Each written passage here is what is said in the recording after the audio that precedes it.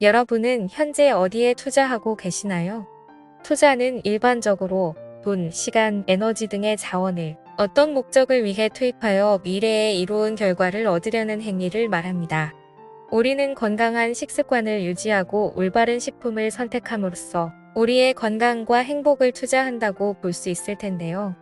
그런 점에서 식사가 최고의 투자라는 제목의 책의 내용이 궁금해졌습니다. 박용우 박사의 감수의 글을 읽은 후 시작하는 글을 읽겠습니다. 번역서 감수를 의뢰받으면 우선 저자의 견해가 나와 일치하는가를 먼저 확인한다. 단순한 건강 관련 정보에서 한 걸음 더 나아가 강론을 따지다 보면 전문가마다 생각이 조금씩 다르기 때문이다. 특히 영양과 먹거리에 관한 내용에서는 그 편차가 크다. 저자 미쓰오 다다시는 영양학을 공부한 의사다. 일본과 마찬가지로 우리나라도 의과 대학 교육 과정 중 영양학은 기초 과정 생화학 시간에 그리고 본과 4학년 시절 단 몇 시간 공부하는 것이 전부다. 그러다 보니 의사 중에도 임상 영양학을 심도 있게 공부한 사람이 거의 없는 실정이다. 이런 상황 속에서 임상의사인 저자가 예방의학의 중요성을 깨닫고 미국애가 영양학을 공부했다는 점에서 나와 유사한 점이 많다. 나도 일찌감치 비만을 연구하면서 영양학에 대한 아쉬움을 느껴 2000년에서 2001년까지 미국 연수 중 콜롬비아 대학교 임상 영양학 마스터 과정을 수학한 게 큰 도움이 되었다. 50대 후반, 이제 60을 바라보고 있는 나는 여전히 절반 가까이 남은 생애를 지금처럼 건강하게 살고 싶다. 건강관리 전문가 입장에서 노후 건강을 위한 관리는 40대부터 적어도 50대 초반부터 본격적으로 시작해야 한다. 하지만 그 나이에는 대부분 직장 생활이나 개인 사업에 몰두하여 자기 건강에 신경 쓸 여유가 없다. 그 때문에 저자가 건강의 중요성을 강조하기 위해 40에서 50대 비즈니스맨들에게 익숙한 투자, 수익률, 업무 효율, 가성비, 인류 경영인 등과 같은 용어를 구사하며 공감을 얻어낸 점은 아주 탁월했다고 본다. 100세 시대란 말이 이젠 낯설지 않다. 아니, 이제는 120세 시대란 말이 공공연하게 나오고 있다. 수명은 늘었지만 80세 이후 노년기 삶은 질적으로 크게 달라지지 않았다. 오히려 오래 살면서 중풍이나 치매에 걸릴 위험만 점점 증가하고 있는 것이 현실이다. 80세 이후에도 지금처럼 건강하게 살고 싶다면 매달 보험금을 내듯 지금부터 건강에 꾸준히 투자해야 한다. 이 책을 읽고 난 뒤 잘못된 투자에서 하루빨리 벗어나 수익률이 높은 건강식사법의 투자를 시작해보면 어떨까? 건강관리는 한 살이라도 어릴 때 시작하는 편이 유리하다. 남은 인생 중 가장 젊을 때가 바로 지금이라는 말도 있지 않던가. 지금 돈을 벌기 위해 건강을 잃는다면 나중에 되찾으려 해도 쉽지 않을 것이다. 이제까지 번 돈을 다 써도 후회만 남을 뿐 잃어버린 건강은 다시 돌아오지 않는다는 사실을 명심하길 바라며 다음은 시작하는 글입니다. 영양으로 최고의 효율을 얻다. 직장은 물론 인생에서 일어나는 어떤 일에도 최상의 컨디션으로 최고의 효율을 내고 싶다. 단 한 번이라도 이런 생각을 했을 모든 현대인을 위해 이 책을 썼다. 쉽게 지치지 않고 감기 따위로 건강이 무너지는 일 없이 날씬하게 젊음을 유지하고 싶은 사람들, 매일 맑은 정신으로 명확하게 사고하며 넘치는 의욕으로 거침없이 일을 처리해내고 싶은 사람들에게 이 책을 권한다. 100세 인생이라는 표현이 더 이상 낯설지 않은 세상이다.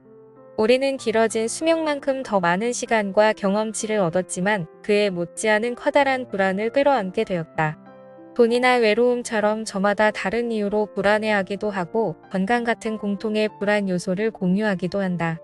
특히 노화에 따른 몸의 변화는 누구도 피할 수 없다. 하지만 미래를 앞두고 많은 사람이 가장 걱정하는 부분은 아이러니하게도 돈이다. 아무도 겪어보지 못한 100세 인생 시대를 준비해야 한다면 진정 필요한 걱정은 사실 건강이 아닐까? 아무리 돈이 많고 사회적 지위가 높아도 값비싼 물건을 온몸에 두르고 있어도 한번 건강이 무너지면 행복하다고 말하기 힘들다. 꼭 심각한 병이 아니더라도 늘 나른함과 피곤함에 시달린다면 몸 어딘가 불편하고 자주 우울에 잠긴다면 과연 일상이 행복할까? 원대한 포부를 품은 사람도 결국 건강해야 그 꿈을 이룰 수 있다. 일에만 해당하는 이야기는 아니다. 취미 생활을 마음껏 즐기려 해도 몸 상태가 좋지 않으면 빛바랜 시간이 되고 만다. 이 책을 집어든 당신은 분명 인생을 더 가치 있게 만들고자 아낌없이 노력하는 사람일 것이다. 그 노력의 결실을 얻기 위해서는 반드시 건강에 대한 투자가 필요하다. 여기서 말하는 투자란 올바른 영양학에 기반을 둔 의학적 식사법이다. 하버드에서 영양학을 공부한 이유. 미국에서 최첨단 항노화 의학을 공부하고 2002년에 돌아온 나는 도쿄 아카사카에 일본 최초로 안티에이징 전문 클리닉을 열었다. 사실 안티에이징이라 하면 미용을 위한 피부 관리실을 떠올리기 쉽다. 그러나 진정한 안티에이징의 목표는 신체 노화 속도를 늦추는 것이다. 이처럼 병치레 없이 건강한 몸 상태를 유지하려는 노력은 결국 장수를 위한 건강한 생활 습관으로 이어진다. 그런 의미에서 항노화 의학은 적극적인 예방의학이라고 할 수 있다. 혈액 검사로 영양의 과부족, 알레르기 유무, 유해 중금 속체내 농도 등을 파악하는 일부터가 예방의 시작이다. 이어서 근육량, 불밀도, 혈관 나이, 피부의 단백질이 당분과 결합해 피부 탄력성이 떨어지는 현상 등의 신체 정보를 검사해 노화 진행 상황을 객관적으로 파악하는 일 또한 치료에 속한다. 항노화의학 전문의로 병원을 열기 전에는 교린대학병원 응급의료센터에서 근무했다. 센터에 오는 수많은 중증 환자를 마주하며 뇌경색이나 뇌출혈, 심근경색, 급성호흡곤란 증후군 등을 치료해왔지만 그들의 건강을 되찾은 이는 극히 일부였다. 환자 대부분은 여생 동안 후유증을 안고 살아가야 했다. 그 모습을 지켜보며 질병 이전의 예방의학이 얼마나 중요한지를 공감했다. 그 무렵 미국에서는 이미 예방의학에 100을 투자하면 의료비 300이 절약된다라는 의료경제학 관점의 주장이 제기되며 예방의학의 당위성 논의가 활발히 진행되고 있었다. 그리고 때마침 나에게는 미국 하버드 대학교 의과대사영양연구실에서 유학할 기회가 찾아왔다. 연구실 수장인 더글러스 W. 모어 교수는 아미노산의 일종인 글루타민 연구로 저명한 의사였다. 성장 호르몬과 글루타민을 함께 사용하면 소장 점막을 증식할 수 있다는 그 이론은 당시 시대를 앞선 연구 분야였다. 구급 전문의로 영양 관리를 담당하고 있던 내게 이 기회는 매우 뜻깊고 감사한 일이었다. 미국 전문기관에서 영양 관리를 공부할 수 있음은 물론이고 윌무어 교수는 1990년대에 이미 의료시설의 일부인 영양센터를 개설한 상태였다. 영양학은 의학 전반의 기초학문이라던 교수의 말이 여전히 귓가에 생생하다. 사실 일본 의과대학 커리큘럼에는 영양학이 포함되어 있지 않다. 그래서 일본 의대생들은 영양학을 전문적으로 배우지 못한 채 의사가 되고 환자를 진료한다. 환자의 건강 상태 전반을 파악할 때 영양학 지식은 필수라고 할 수 있다. 그런데도 의학 교육과 과정에 빠져 있다니 안타까울 따름이다. 미국은 의료비가 굉장히 비싸다. 그 때문인지 미국 국민 상당수는 병에 걸리지 않도록 자기 몸을 스스로 지키고자 노력한다. 건강 관련 잡지나 서적에서 정보를 얻고 몸소 예방의학을 실천한다. 일본이라면 의료 관계자도 읽지 않을 어려운 예방의학 서적이 대중에게 판매된다. 마트에만 가도 높은 건강의식 수준이 고스란히 드러난다. 신선한 유기농 채소, 무게 단위로 판매하는 견과류, 비타민, 미네랄 보충제와 함께 각종 아미노산까지 진열된 모습이 무척 인상적이다. 먹거리야말로 영양의 기초이며 영양 지식을 실천하는 일은 곧 건강의 완성이다. 건강을 자산에 비유한다면 영양 지식의 실천은 완성을 위한 투자 개념이다. 미국에서는 이런 상식이 이미 자리를 잡은 느낌이다. 과식하는 사람들, 자기 희생을 미덕으로 삼는 풍습 때문인지 업무 방식 개혁이나 일과 삶의 균형 등 다양한 가치관이 새롭게 등장한 지금도 여전히 장시간 노동이 알게 모르게 계속되고 있다. 더욱이 조직에서 직책을 맡고 있는 사람들은 퇴근 후에도 비즈니스 모임에 발걸음을 옮겨야 하는 날이 더 많다. 매일 저녁이 회식으로 가득한 경우도 덜어 있다. 회식의 목적은 맛있는 음식을 먹으며 편안한 분위기에서 사업상 관계를 돈독히 다지는 것이다. 그렇기 때문에 테이블을 가득 채운 요리는 분위기를 무르익게 도와주는 파티푸드 역할을 한다. 내 병원을 찾는 환자 대부분은 회사원이다. 이들은 고유산 혈중이나 고지혈증, 당뇨병 등 평소 식생활이 고스란히 드러나는 증상이 많이 나타난다. 회식 같은 모임에서 자주 먹는 유난히 맛 좋은 음식은 대부분 고열량, 고영분, 고당질, 고지방식이다. 물론 식사라는 개념은 영양이나 건강 외에도 다른 가치를 포함한다. 하지만 입에 좋은 음식만 주 5회에서 6회 이상 먹는다면 누구든 영양 불균형, 칼로리 과잉 섭취 같은 문제에서 자유로울 수 없다.